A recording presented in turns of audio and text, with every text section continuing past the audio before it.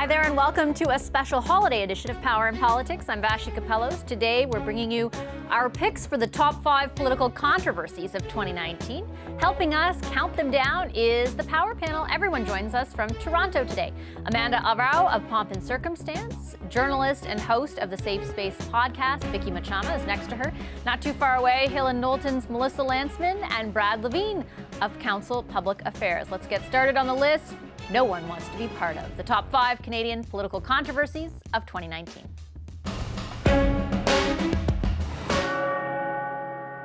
I think she has quite good arguments on her side. One, political involvement by comments from Donald Trump. Two, there's an extraterritorial aspect to her case. If I were Prime Minister, I would fire John McCallum. Making a change would not help release those Canadians a day soon. I'll just say my statement speaks for itself, and I'm going back to China tomorrow. The events of the last 72 hours and Ambassador McCallum's comments went way over the line. The central job of an ambassador is to represent accurately the government's position. John didn't do that, and that is why his position was untenable. The best thing that Trump could do would be to say that he's no longer seeking to extradite Meng Wanzhou. Mr. McCallum does not speak in the name of the government of Canada. The number 5 political controversy of 2019, you may have guessed it, former Canadian Ambassador John McCallum's comments on China. Specifically, as you heard, McCallum weighed in on the extradition case against Huawei CFO Meng Wanzhou in early 2019. His comments eventually led to his removal as Canada's ambassador to China, but he didn't stop talking. In July, Mr. McCallum gave an interview to the South China Post in which he appeared to warn Beijing against any more punitive trade measures, suggesting that it would help elect a conservative government in the fall election in Canada. That forced the Trudeau government to disavow those comments. How risky was it for Mr. McCallum to make his initial comment about Meng's extradition case, and why would he have felt at liberty to continue to give interviews regarding Canada's relationship with China months after being removed as ambassador? I'm going to start with Vicky. Vicky, your thoughts on this top 5, number 5. It was a striking departure for the Canadian government to be saying some of the things that Mr. McCallum was saying. But as he's continued to speak, it was become incredibly clear that he wasn't speaking for the Canadian government. He was often speaking for John McCallum. Amanda, what do you think? How troublesome was this for the Liberals when it happened? John, what happened to John McCallum? It's like he had 2 decades of service where he was widely regarded as a really successful politician, somebody who served as the immigration minister, who ushered in 39,000 Syrian refugees. And then he's kind of like, and we all have one, like a family member or a friend who just keeps talking when he shouldn't be talking at all. And it's almost like he got to a point in his career where he was kind of like, well, you know what? I'm just going to say what I want to say. Right. I'm going to say it when I want to say it. Was it troublesome for the Liberal government? Of course it was. This is the biggest diplomatic issue that we were facing this year, and they had to contend with John McCallum's comments on the side. Brad, what do you think? Well, I think that that's right. I think it speaks to the challenge that some may have by going from elected official, a politician, to a diplomat. And a member of cabinet shouldn't have been saying those things, but he started those remarks speaking to the Chinese language media in his former riding in Markham, Ontario. So I think that there was an inability for Mr. McCallum maybe to disconnect between his previous job as a constituency MP and a cabinet minister in a government and being a diplomat, especially one with such a complex file as the Canada-China file, and it obviously didn't prove to be a very good mix. It created all the trouble that Amanda suggests for the Trudeau government at the time, and we still have unresolved issues that flow from that.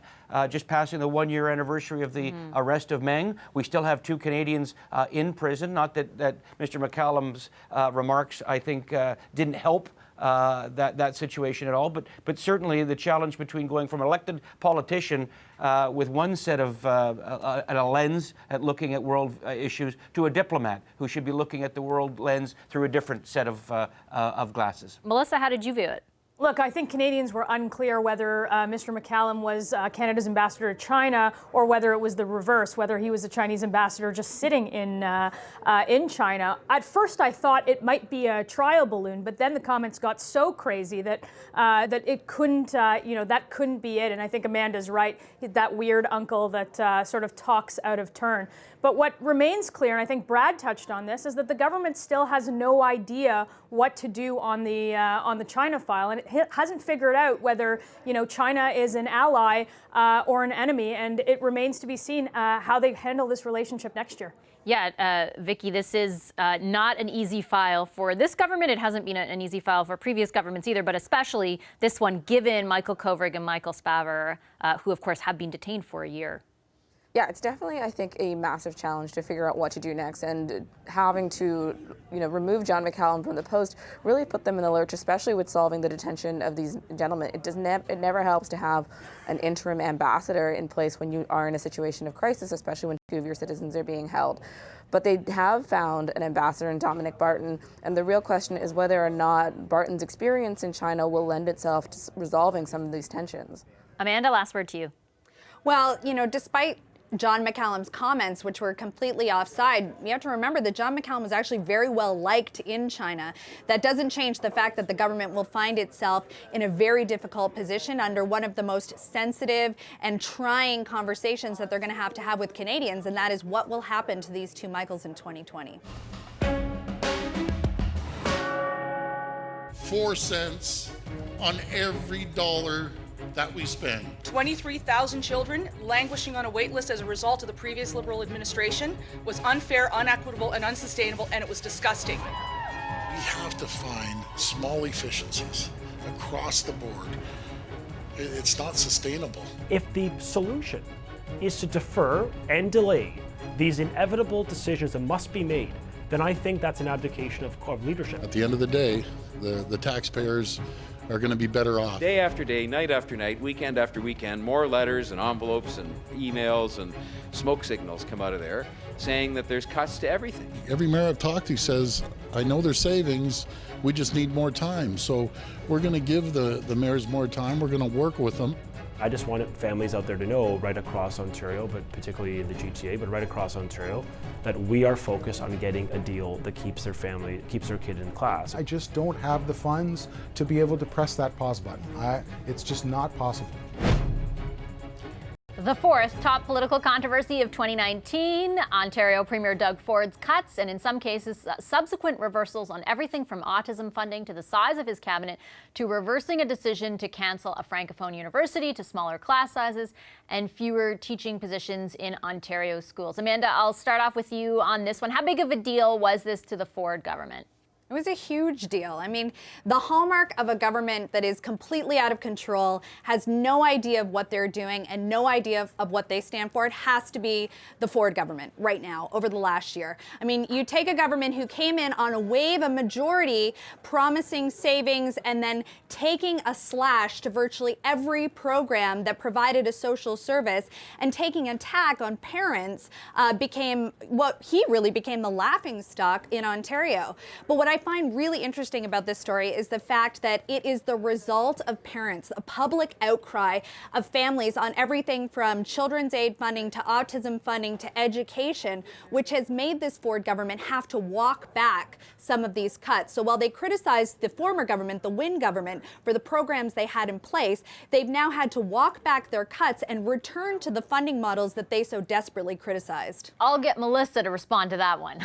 Well, one man's walkbacks are another man's investments. And if you're going to have, if you're going to have a challenging first year, which I think inevitably most would agree the Ford government had, it's best that it's done early in the term. And right now, there is an opportunity, and an opportunity that's being seized by the Ford government to play that role in the federation of let's make nice with the federal government because we promised Ontarians with a resounding majority majority, that we are going to get things done. We're going to get things built like a subway. We're going to end hallway health care. That's going to take investment from the federal government. And Justin Trudeau needs Doug Ford. Doug Ford needs Justin Trudeau. And there's no better place to be as an Ontario premier than in that position right now. Well, he certainly needed him in the campaign, and it seemed to work for the Prime Minister during the campaign, at least. Brad, what do you think, especially on this idea of the rebrand or the reset and the idea being put forth by the Premier that he can act as a unifier? How does this play out in 2020 from where you sit? Yeah, I mean, it could. I think the challenge that Doug Ford has is that he became leader of the Ontario PC Party quite late in the cycle before the election campaign. He won the majority. But, you know, there's not much grounding him. That is, what does he believe in? He said at the clips, I believe in saving the taxpayers some money, but then he's walked back a lot of those decisions. It almost seems like he makes a decision, gets pressure, whether it's from parents or from the Francophone community or wherever, and he retreats. That makes it very erratic, very difficult to take seriously. Obviously, it's been a very challenging year. And in fact, one point that hasn't been is that he had to fire his finance minister in the first year. That is very rare. Mick Fideli replaced by Rod Phillips. In Canadian politics. Whether or not the reboot works we'll see. But Mr. Ford is so desperate to kind of define himself, to brand himself, that he's picked up the mantle coming out of the federal election. That is, there is tensions within the Federation, and can he be the big unifier? Now, Ontario has a tradition of the premiers playing that unifying role, but nothing suggests that Mr. Ford, as an individual, is well suited for that role. We will see. The Council of the Federation seemed to go very well. Whether that was Mr. Ford's or Premier Mose, who was the chair of the Federation, or Mr. Kenney, who did a lot of the organizing around that, I don't know who should take the credit, but I'm reluctant to give it to Mr. Ford. Whether the rebrand works in 2020, it's far too early to predict. Vicky, what do you think? I mean, I think Doug Ford ran for premier, but he's always only wanted one job, which was mayor of Toronto, and he's as good as that as he was ever going to be a good mayor of Toronto. He's capricious. His whims are never followed. They're not backed by policy. When he wants to find savings, they're often savings at the cost of spending more later or having to readjust and respend and make that money. There's no question about Doug Ford as a unifier. We have a long history of Doug Ford in Toronto failing to unify anybody but himself and his desire for power. That is the Doug Ford legacy and the story that's ongoing. A reset is ambitious, but I don't know that this is the man to put one into effect. Do you think the people surrounding him could, let me just quickly follow up with you, do you think people surrounding him could have an impact in that direction? No, because I think ultimately he's the premier and he has to make the decisions. And often Doug Ford describes making decisions from his gut. And you can see how there's a shortfall between what someone instinctively feels to be true and what needs to happen. Jody Wilson-Raybould. Her presence in cabinet should actually speak for itself. Were you pressured by the Prime Minister's office? Still working with my lawyer. If she felt that she had received pressure, it was her obligation, her responsibility to come to talk to me, and she did not do that in the fall. And she continued to choose to serve in this government as Veterans Affairs Minister when I made a cabinet shuffle. Privilege and confidentiality are not mine to waive, and I hope that I have the opportunity to speak my truth. On January the 7th, 2019, the Prime Minister phoned the Minister of Justice and Attorney General to inform her that he was shuffling cabinet and that she would be part of that shuffle. I received a call from the Prime Minister and was informed I was being shuffled out of my role as Minister of Justice and Attorney General of Canada. I believe the reason was because of the SNC matter. They denied this to be the case. I strongly maintain, as I have from the beginning, that I and my staff always acted appropriately and professionally. It's become clear that Ms. Wilson-Raybould and Dr. Philpott can no longer remain part of our Liberal team. In this election, I will be running as an independent candidate. I want to thank the Ethics Commissioner for his report. And even though I disagree with some of his conclusions, I fully accept this report and take responsibility for everything that happened.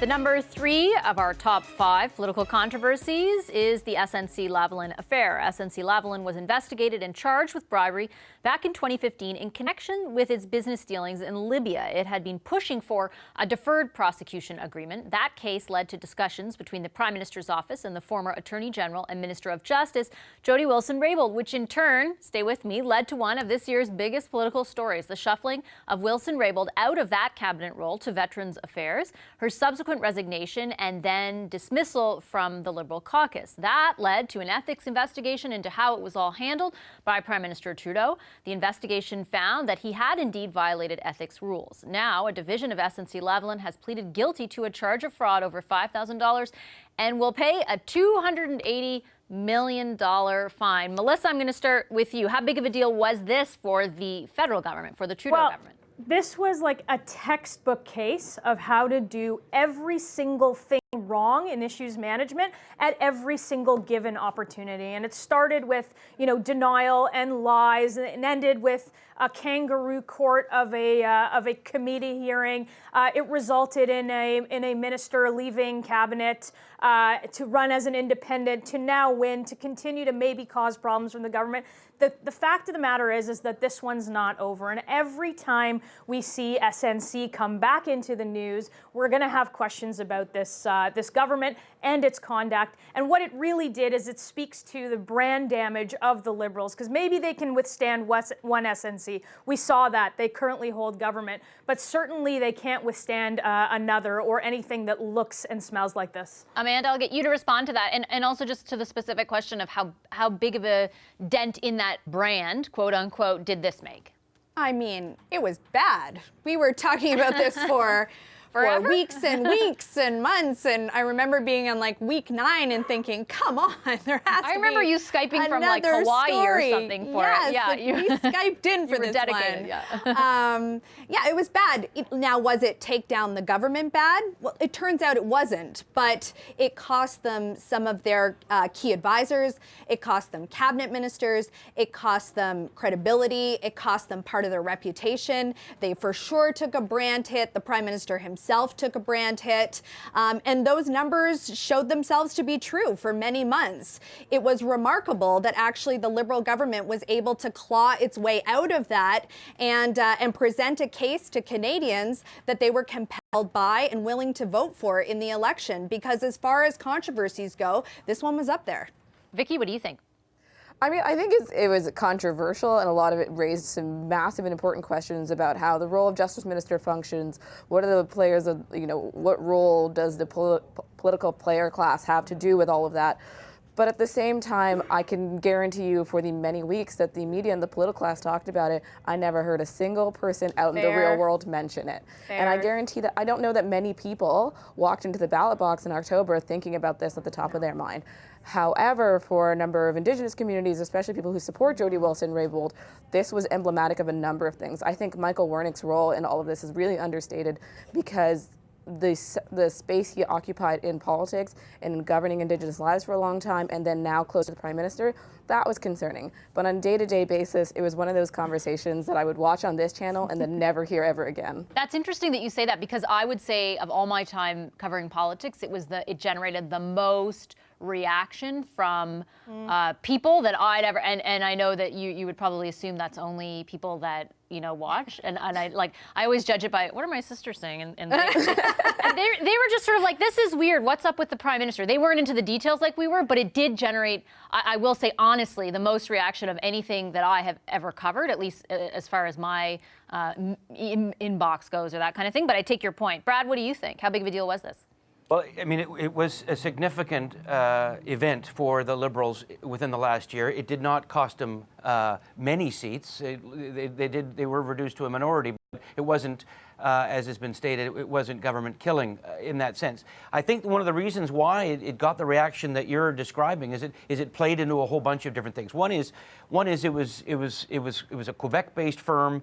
And I think that the reaction in Quebec was different from the reaction what you heard in Western Canada. Whereas in Western Canada, it was, there go the Liberals again looking out for their friends in a Montreal-based even though there's bodies obviously all over the country, but it's a Montreal headquartered entity. So it was good for ratcheting up the old Quebec versus everyone else, or everyone else versus Quebec angle. Obviously, the Prime Minister lost some senior people on a day-to-day basis. That had a monster influence. But I think the other thing that it did to the Liberal Party of Canada is that one of Trudeau's things that he brought into the 2015 campaign was he brought in all these folks who came in from outside of the political establishment. Jody Wilson-Raybould was an example of that. Jane Philpott was a second example of that. And how the old way of doing things and the storylines, how they matched up. I didn't pressure her. There was lots of meetings. We sent in a bunch of folks. We said, do you have everything you need? That was kind of seen as the old Liberal way of quietly placing pressure on a decision maker. And there you had an outsider saying, I don't play that way. I make my own decisions. The decisions have been made. There's nothing more to talk about here. And obviously, those folks left the party. But I think they stand as an example of that whole outsider, like, I want to do things differently, Trudeau, of 2015. I think it really told a lot of people, it reinforced for a lot of people, is he really that different? Are things really changed in Ottawa? And I think Jody Wilson-Raybould showed that actually they're not too much different, even though it didn't kill Trudeau's government entirely in this past election. How many legs would a dog have if you counted the tail as a leg? The answer is just 4. If this bill passes, governments and individual Canadians will be forced to call a tail a leg, nothing more. I'm asking you whether you believe, as leader and as a father and a husband, whether you believe that women have the right to choose. I believe Canadians know that a Conservative government will not reopen this debate. I am personally pro-life, but I've also made the commitment that as leader of this party, it is my responsibility to ensure that we do not reopen this debate. People did not want to talk about women's reproductive rights. And yet that was thrust onto the agenda and hung around Andrew Scheer's neck like a stinking albatross, quite frankly. Andrew has my support 100%. Do you think caucus is sharing that mood? We'll find out when we get there. Do you believe that being gay is a sin? No, look, we made it very clear during the election, in the last few months and years, our party is inclusive. We cannot go in another electoral campaign with Andrew Scheer as our leader. I think he should resign and run again for his job if he's confident that the party membership backs him. I will be resigning as the leader of the Conservative Party of Canada. Coming in at number 2 of our top 5 political controversies, Conservative leader Andrew Scheer's stance on social issues. Let's start with you, Brad. This is quite the tale, I guess. When we initially we're thinking about the ideas, this was prior to Andrew Scheer resigning. He's now resigned. How big of a deal was this? Well, it's a very big deal because it forced the leader of the opposition to resign. He obviously he had a leadership race that was scheduled for April of 2020, and there showed no signs of him doing well in that leadership vote. So stepping down was clearly the only option that he saw for himself. Look, you know that you're in trouble when you've alienated, conservatives who understand and respect full equal rights for the LGBTQ community and women's choice, and when you've got those people upset at you, and you've got the anti-choice and those that don't wish to extend equality rights, both mad at you, which is what Scheer ended up at the end of the campaign doing. He alienated both groups. Political parties are coalitions. It doesn't matter which party we're all describing. They're all coalitions. You got to keep the tent together. Mr. Scheer was unable to keep any aspect of the Conservative coalition together, and he had no ability to articulate his positions. Can you have the positions he had and still keep the Conservative coalition together? Maybe, but his inability to answer those questions adequately, I think, ultimately did him in.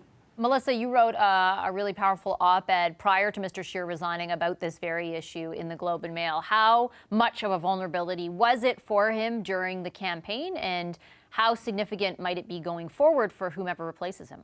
Look, I think, first off, I wouldn't conflate the two issues, in terms of reproductive rights and support for the LGBT community. I think they're very separate. I think the answers on them are very separate, and the issues themselves are, one I think is divisive, and the other one, frankly, is not. And I think that was the problem, is that you answered every single question in a way where Canadians didn't believe you on LGBT rights and protecting them as a prime minister. Look, I've said to a number of friends, it is harder to come out of the closet as gay in this city than it is to come out as an Andrew Scheer supporter. And that says something in terms of where the movement needs to go. But unlike the other controversies here, I think this one presents a world of opportunity. The Conservatives need to have a conversation, me included, about where our party is in 2020, where it is in 2022, in order to grow the tent, be aspirational, have a vision, and while keeping that tent together and respecting some of the views and the values in there. But I think on the LGBT question, it's a non-negotiable for me. Vicky, how significant was this for Andrew Scheer and the Conservatives during the campaign? I mean, I think it was hugely significant in that suggestions that had been made prior to the campaign that the Conservative Party was old and regressive and looked like our neighbors down south. I think some of that landed harder when he had to be more articulate about his positions. And I think during the elections, the Liberals successfully painted him as a specific type of conservative that you already know. And Andrew Scheer never stepped forward to really change the narrative on that or to really have a better answer. But at the same time, I think the question is always like, are we asking for someone to have a better and more eloquent answer on why they don't think women should have certain rights or why they don't believe in LGBTQ rights to a certain extent? I don't want a smarter, better, thoughtful answer. I want a politician who's actually going to take action on those things. And so I think for Andrew Scheer, the articulation lent itself to the argument that he actually wasn't a believer or a supporter. Whether that's true, we still don't really know. But I think, he is where he is now, and he's heading out, and the party's going to have to contend with answering these questions because he's left them with it. Amanda, I remember prior to the election, I think we did a panel in real life, I like to call it, not on TV. And I think you identified this as something that you thought would really, and not just specific to the Conservatives, but you thought the election would be about values of some type. The Liberals wanted it to be about that to a certain degree. Yeah, I mean, I think Melissa paints a pretty shiny picture of what's possible, but I think it's a pretty shiny and an accurate picture. And the reason for that is because I think of all the political controversies we'll discuss today, this one has the biggest political consequence. Because if Andrew Scheer is the lightning rod, or if he's like the tip of the iceberg, what falls under him, the Conservative Party themselves and this wave of social conservatism that fell within it, is really the consequence. Anti-choice groups elected more MPs in the last election than ever before. So we have a huge problem on our hands in terms of women's reproductive rights, who's going to stand for them and who's going to stand against them. And that consequence to me, well, he may be wearing the stinking albatross across its neck, it's now the Conservative Party that wears that albatross. So you don't think that they have an opportunity, as Melissa says, to acknowledge where Mr. Scheer fell short and then pick somebody who can, and like Vicky says, not just adequately answer those questions, but actually stand for something? Like on the choice thing, I mean, I think that lots of people in Canadian society think it's okay to hold the beliefs that you hold, where abortion is concerned. But he was never really that clear about how he would act as prime minister, or to what degree he would do to stop a debate or from emerging on that again. Oh, he was clear as mud. It's the reason why he lost the election in many ways. It's the reason why he lost his job. But my point is, well, there may be an opportunity to now elect someone as a leader who holds views that are more in line, values that are more in line with Canadians writ large. They have a bigger problem in that there are more social conservatives in the mix than ever before, thanks to his views and thanks to the views that he was unable either to defend them or to deny them. So he left the party in a serious lurch. Do you think that's true, Melissa?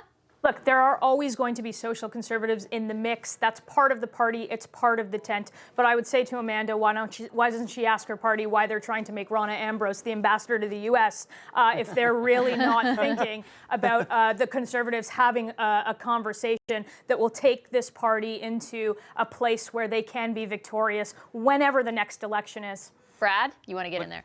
Well, yeah, the next time the Conservatives choose their federal leader, they're going to be looking back at the Scheer era and repositioning themselves, because each time you pick a leader, you kind of look back in the near term, sometimes to the benefit of the future.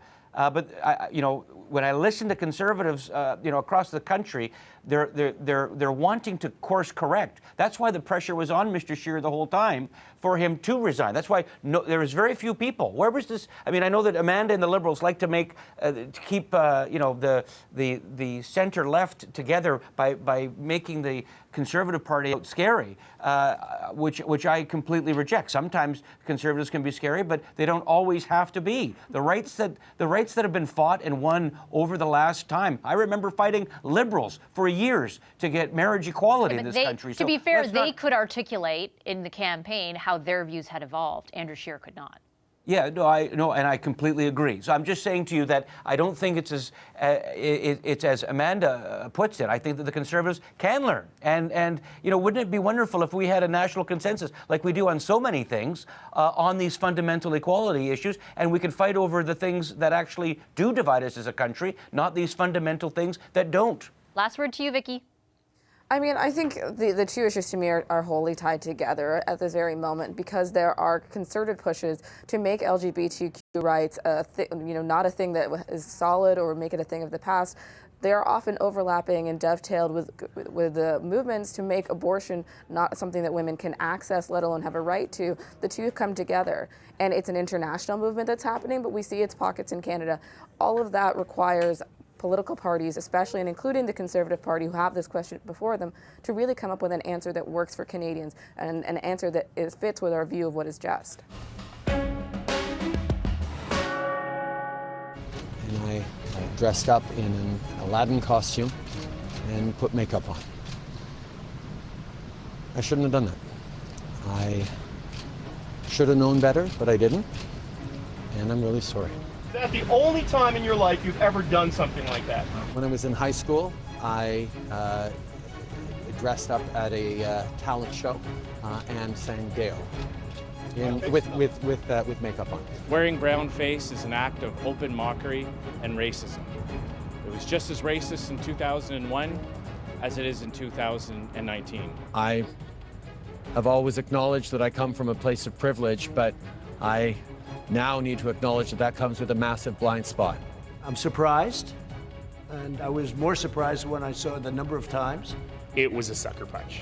He is trying to blame this on society, that we must learn from this. No, Prime Minister, this is about you. I don't want the conversation that I have with Mr. Trudeau to be used as a tool in his exoneration, or to be used as a way for him to say, I've had a conversation with a racialized leader and now I've done my job. The racist history of blackface makes it wrong in any situation, in any circumstance. The top political controversy of 2019, Justin Trudeau's blackface. Vicky, why don't I start with you? Your thoughts on this?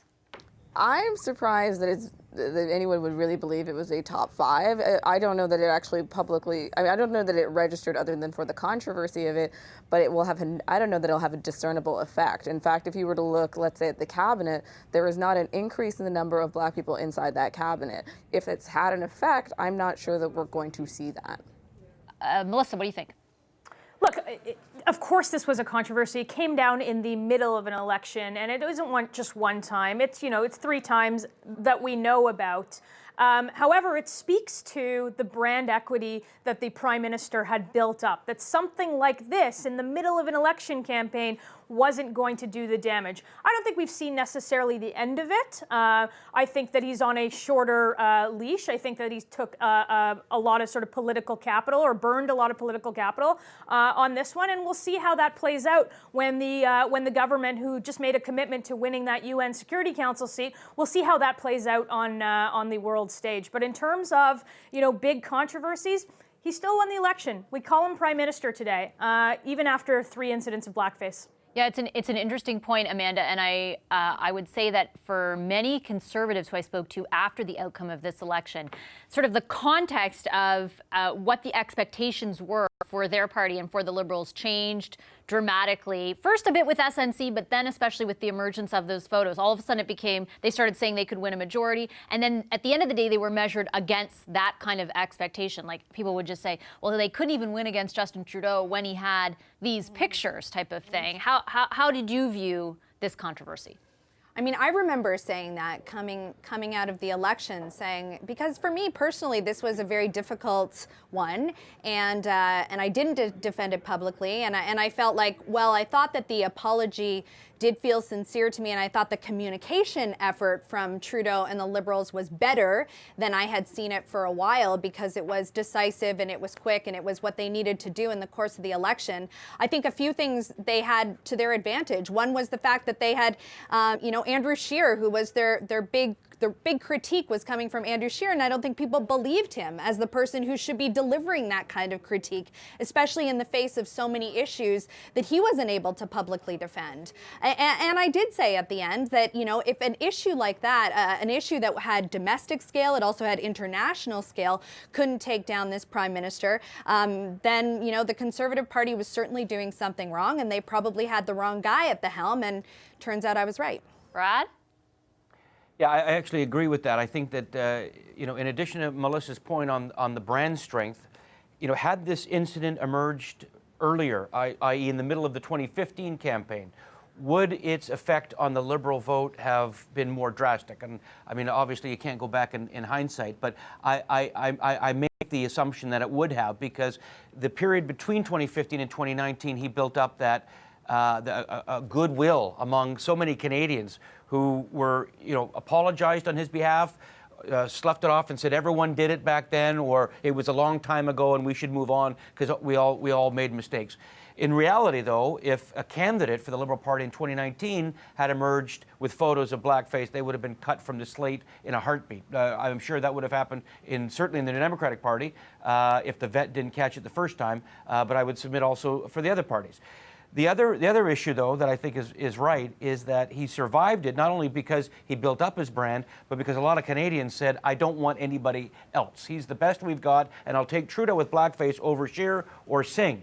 Singh's numbers went up, and I completely agree with Amanda. When you watch the clips and listen to Andrew Scheer talk about racism, it falls flat and says, I don't think that's got any credibility. He's trying to take advantage. Jagmeet Singh, on the other hand, obviously is the only racialized leader of a major political party. You saw that while his votes went down and his seat count went down, his personal popularity went up. And I think a lot of people looked at Mr. Singh differently, gave him another closer look and said, well, he's popular, his approval numbers are very, they went up significantly after this incident. Wasn't enough to bridge the gap between leader approval and seats. But obviously there's something there for Mr. Singh in the future. But as it said, it wasn't enough to bring down Trudeau, but it certainly hurt the brand. He's got more humility today, I think, for a lot of reasons. And I don't think he's got the majority. This is a part of it. But he still survived to be the prime minister, which is says something about the competition. Do you think, Vicky, that that it's you mentioned that you didn't see it reflected in real action, but do you think it's being reflected at all through the way in which the prime minister communicates, or anything really? Again, no, because, we haven't seen, there are no more black cabinet ministers represented. We haven't seen him take on more issues to do with the black community, and that's not for a lack of request and for a lack of action required. I still don't know that before or after we saw a substantial change in how they were going to approach the black communities, but racialized communities as a whole. Think, for example, their answer on Bill 21 in Quebec. If you don't see that as affecting black, Muslim, Somali women in Quebec, that's not a response to what blackface. Apologies require actual action taken after the fact, and we're still not seeing that from this government. We're seeing their standard sets of responses, but nothing that suggests that he's going to take extraordinary steps to reconcile with the communities hurt by blackface. Melissa, what do you think? Look, for the Liberals, I think that it taught them probably a lesson in not putting Justin Trudeau at the center of everything. I think now we see Minister Freeland, who is the minister of everything, and then maybe the Prime Minister taking a back seat and a lesson in humility. I think for the Conservatives, it taught them a lesson that, not everybody hates Justin Trudeau as much as Conservatives do. And frankly, I think you have to look at that. And part of that is brand strength. Part of that is sort of that that boy wonder vibe that started in 2015 and that he managed to sustain for the most part over the 4 years. So a lot of lessons learned in this one, none of which could be explained in a textbook of why someone who wears blackface 3 times still ends up the prime minister in the next election. That one's a head scratcher, and it'll be discussed for a long, long time. Amanda, this is, I mean, we know that the Liberals still won this controversy, the SNC-Lavalin one. How do you think, what kind of lessons, do you think there are any lessons learned for the prime minister? Are you seeing that reflected to any degree, for example, vis-a-vis what both Melissa and Brad have referred to as a bit more humility, the way in which he conducts himself? What do you think about that? Yeah, I do. And I think that there's a more careful consideration when it comes to communication. I think this was a government that saw, it was like a scathed free 3 years where not a lot happened. There weren't a lot of controversies, and they were pretty unprepared when it came to dealing with a scandal of the magnitude of SNC or this issue. So I think that they did learn that lesson. I do think that there is a humility to the way that he's approaching communications. And I think that these are early days in the second mandate. So there's an opportunity that exists for him, for the government, to show how prepared they are to take the step in the right direction, as Vicky was referencing. Brad? No, I agree. I think that the communications on that was much better than some of those other crisis comms, particularly SNC-Lavalin, where the story changed. I thought he came across somewhat authentic during that apology. And the country, by and large, those that were with him at the time, stayed with him. And I even submit that he actually probably gained some over that. So I think that there was a lot learned. Whether or not we see, like, I'm not disagreeing that the government should learn and act in a policy manner, but I certainly haven't seen anything like that. I think that the tone of working together in Parliament in the upcoming year and a bit could be all part of that as well. But again, he's got to fight. He's got to constantly fight against the notion, which is out there just under the surface, that there's one set of rules for him and there's another set of rules for everyone else. And as long as he stays on the right side of that, he'll avoid more of that brand eating away of the brand strength that he's built up. All right, I'm going to leave it there. Thanks, everyone. Thanks to our very special Power panel tonight, Amanda Alvaro, Vicky Machama, Melissa Lantzman, and Brad Levine. And that is it for this very special Top 5 Controversy edition of Power in Politics. Hi, I'm Vashi Capellos, host of Power in Politics. See more of our show by subscribing to the CBC News channel or click the link for another video.